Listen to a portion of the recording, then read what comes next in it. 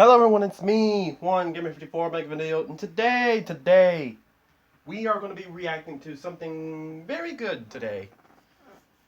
As we already know, we reacted to a similar video where, Food Fairy went on the road and tried to cook, steak, I think steak, but meat with a car engine. That was a weird episode to react to. So now, imagine episode 2 is all about McDonald's being run by robots. Oh Lord, it only goes up from here. So, without further ado, that's really all I gotta say, to be honest. So you just sit back, relax, and here we go. Robots are now operating fast food restaurants. That's right. There's a McDonald's in Fort Worth, Texas that no longer requires any human interaction for you to order or pick up your food. No more flop sweat when cashiers judge you for not knowing what you want to order. No more saying you too when they say enjoy your meal and reliving that cringe for the rest of your life. So you know this had to be my next stop because I had to see for myself if it's all it's cracked up to be. It's gonna be Hello, nuts. Internet. Welcome to Food Theory on the Road, a first-of-its-kind series where I hit the road to see what theories I may find. In case you missed the first episode, let me catch you up. I'm moving from Los Angeles, California to Miami, Florida because I can't put my 80-pound beast of a dog in one of those cute little bags and carry him with me on a plane. And he's not a good enough actor to dress up as an old lady like Shaggy and Scooby did in the live-action movie. But I decided to use this golden opportunity to finally knock some to-dos off my theory bucket list. And if you want to see what other things are on that list, you might want to click that little subscribe button down there to see what's up next week. This week, though, it means I'm checking out the world's first robot-operated McDonald's. Now, I've seen headlines for months about this thing. And truth be told, this was actually an episode that Matt had his eye on, but we could never figure out the travel and the timing. Enter Food Theory on the Road. If you're not familiar with the cutting-edge location, the big draw here is that you, as the customer, don't have to deal with any human interaction. If you order online or through the app, you can just pull up to a window and your bag will come out to you in a cool elevator/conveyor belt thing. You can also order in person by using the kiosks that are pretty much available in every other location at this point, and just picking up your order from the window when it's ready. So I decided I'd put these robots to the test to see how far from the apocalypse we are. And they really are the future of fast food. Because you know what they say. If a robot can whip up a burger, it can whip up the destruction of all mankind. I had a whole experiment planned out in order to find if this What I want to know is who thought this was a good idea? Yeah, you don't have to pay for, you don't got to pay for, employees and no paycheck or nothing, but come on, man. Does no one ever seen what happens if robots turn rogue? It's only going to be a matter of time before it happens.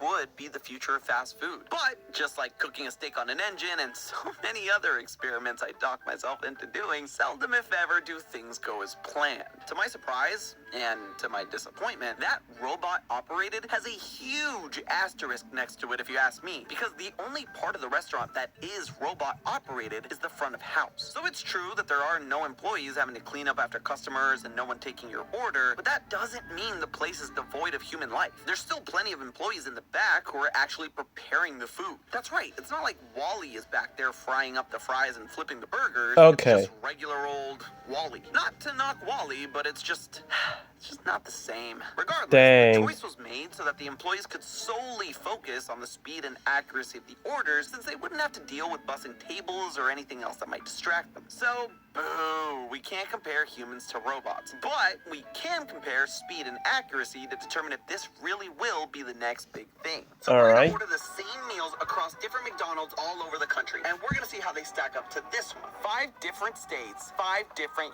human-operated McDonald's to compare. In Texas, Oklahoma, Arkansas, North Carolina, and South Carolina. We'll be ordering 2 full combo meals. One will be a Big Mac with no modifications, and one will be a Big Mac with extra everything. This will be how we determine the accuracy of the orders, comparing the base burger with the modified one. And we'll measure speed from the moment of payment to handoff. The biggest catch and hurdle here is the fact that the robot-operated McDonald's utilizes the self-serve kiosks. In our drive-thru episode, we discovered that the drawback of the kiosks is the lack of options you're given. For example, one of the modifications we wanted to try was to remove the middle bun from the Big Mac. Good little hack if you don't want so much bread on your burger. But it's impossible to do that at the kiosk. However, 4 of the 5 human-operated McDonald's did allow it. Obviously, to level the playing field, we only asked in those locations. We didn't order since we couldn't do it at the robot one. So we had to keep our modifications to what the kiosks allowed us to do. With all that said, it was time to get started. It is very cool. You step inside,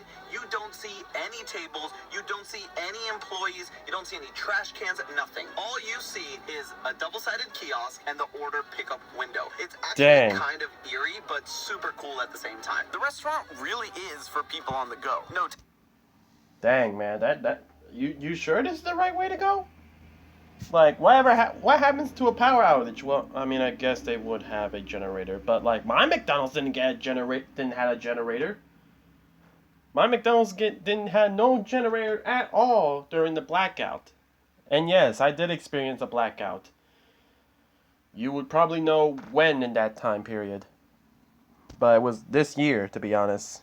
But anyways. Tables meant I had to eat it hunched over like a burger gremlin in my car like the fast food gods intended. And I gotta say, it did not take long for me to get my order. And when it came to the food itself, it was actually 2 of the neatest looking Big Macs I've ever gotten in my many years of fast food connoisseurship. But we're not just here for looks. The accuracy of the order was also evident. The base burger was seriously lacking in onions and pickles, but the modified one had an obvious increase. The lettuce was a bit harder to judge, but the difference in sauce between the 2 of them was also huge. Good for me, since I love a good old sloppy Mac. Now, the thing to keep in mind here as we return to every other state for McDonald's is that, unlike last time, we aren't focusing on the errors made, but rather the visual difference between the modified burger and the unchanged burger. Since we're only testing one ordering method, we're more concerned with whether the changes we asked for are actually reflected, and, of course, how quickly they get done. Despite not comparing the different locations to each other, there is one thing to call out, and that is the difference between the unchanged burgers. Even though McDonald's has standardized quantities of each ingredient that are supposed to go on each burger, each location's base burger was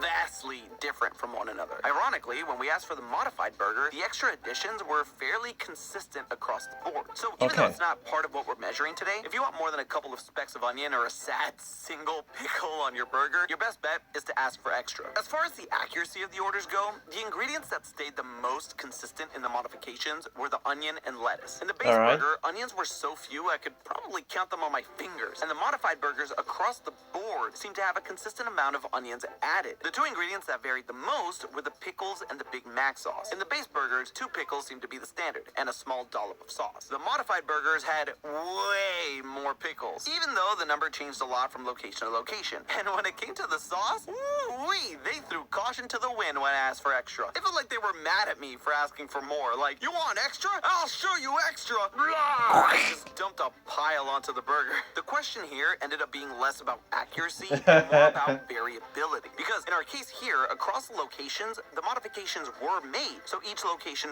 was accurate. But while asking for modifications did increase the quantity of each ingredient in every single case, it was wildly different every time. That said, not every mad lad is going to be opening their burger to count the individual pieces of onion and pickles. So I hope at the end not. of the day, so long as more is put on the burger, that's all that matters. And as far as that goes, the robot-operated McDonald's didn't seem to do any better than any of the human-operated ones. Dang. Which leads us to this Oh, come on!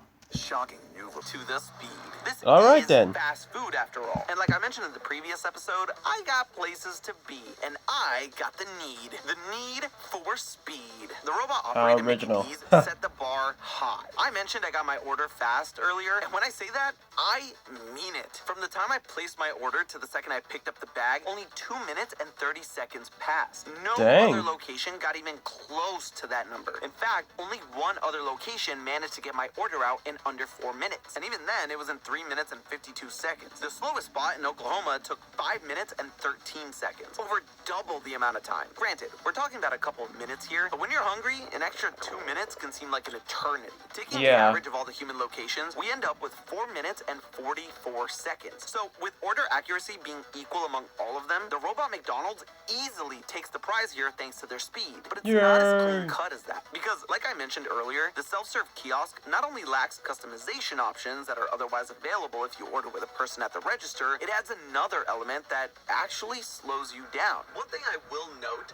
is that coming in here and actually speaking to someone, it was a lot faster to get my order in. I didn't have to scroll through the kiosk to find the options and do everything I wanted to do. Just being able to tell someone and they know how to put it in correctly was honestly great. While it didn't fully offset the difference in time in most of the scenarios, it was a more pleasurable experience not having to fumble around the touchscreen. Plus, the human element does have its upsides. He also complimented my shirt, so I am absolutely biased. What can I say? I'm a sucker for compliments. But there is something to be said about being able to ask an employee questions about your order, especially if you are looking to modify it in any way. Without someone at the front and with the current state of the kiosks, you as a customer may be missing out on getting your meal exactly how you want it. And at the end of the day, it doesn't matter how quickly you get your meal if you can't get exactly what you want. But if you're not someone that likes to mess around with your McDonald's meal all that much and you're just looking for a quick fix, the robot operation does make a massive difference in how quickly you can get your food. And if this location continues to be successful, McDonald's may expand this concept and put more emphasis on the user experience on the kiosks. So the lack of customization now may not be a problem down the road. There's actually one other thing that this new era of fast fooddom brings with this concept though. Quality of life for the employees.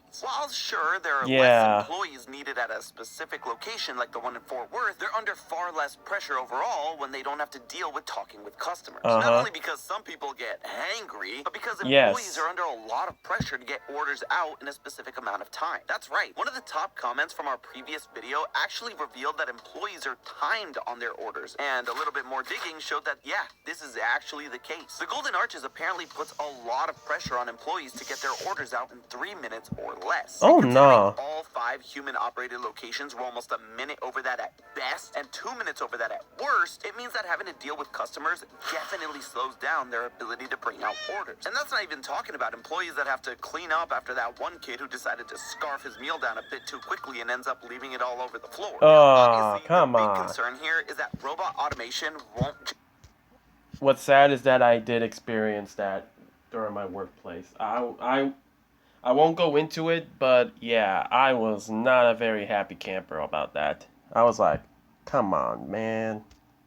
Stay in the front of house. In fact, restaurants like White Castle, Chipotle, and Panera have already started implementing burger flipping robots into their respective kitchens. That said, it's been to varying degrees of success. Cali Express by Flippy, the world's first completely automated fast food restaurant in Pasadena, California, is probably the best example of showing that robots aren't quite up to the task just yet. Let me tell you, I've been wanting to try this place out for a long time now, but they've been plagued with delays, bad reviews, and closures up until their pop-up up and popped out of existence. So as far as the Terminator preparing your burgers and fries, yeah, we're still quite a ways away. But in the meantime, the quote-unquote robot-operated McDonald's has been enough of a success that another one opened up in Denver, Colorado earlier this year. So this is most likely the future of fast food, going back to its roots of focusing solely on the pick-up-and-go experience. The owners of the locations get to concentrate their workforce on the actual product itself, and the employees can breathe a sigh of relief not having to barely keep their heads above water trying to meet strict timings. And even though in the short term we won't quite have the same level of customization for our meals, we'll get them in record time to eat them in our cars like the fast food gods intended. But hey, that's just a theory. Food! Oh, come on, no. What was that freeze frame? Wait! Oh my god. Wait! We're already going directly to episode 3. Look, as much as I want to make it a 2-episode and 1 video reaction, I can't be doing that. But anyways, hold on. Let me just move back. Wait. There we go. Much better. But anyways, yeah. Technical difficulties on that one. Yeah. So, that's the video, guys. Thank you guys so much for watching. Make sure you like the video so I know you guys enjoy. Comment down below what do you guys think. Honestly, if it's just McDonald's, then I'm fine with it, I guess. But like, And don't get me wrong, if the workers don't have to deal with Karens about, people, picky people with their orders, then hey man, I know all about that. I know that would be a like a breath of fresh air for not dealing with Karens all the time. But yeah, I'm not sure about the whole robots, doing our food. Like, and also, why the long time? I mean, don't get me wrong, I understand. No one is willing to wait 10 minutes for their order. People got places to be, people got work to do. They ain't trying to sit there. Ain't nobody want to wake up early in the morning as soon as McDonald's starts opening their. No one wants to wake up early in the morning, speed blitz their way to McDonald's once their breakfast time is up, just so they can start going, crazy with their orders, being the first one there and stuff. You know what I mean? But like, I don't know, man. I'm more of a, you know, classic hand by hand guy type of guy. But anyways, this is so yeah. This is Juan Gamer 54 signing off.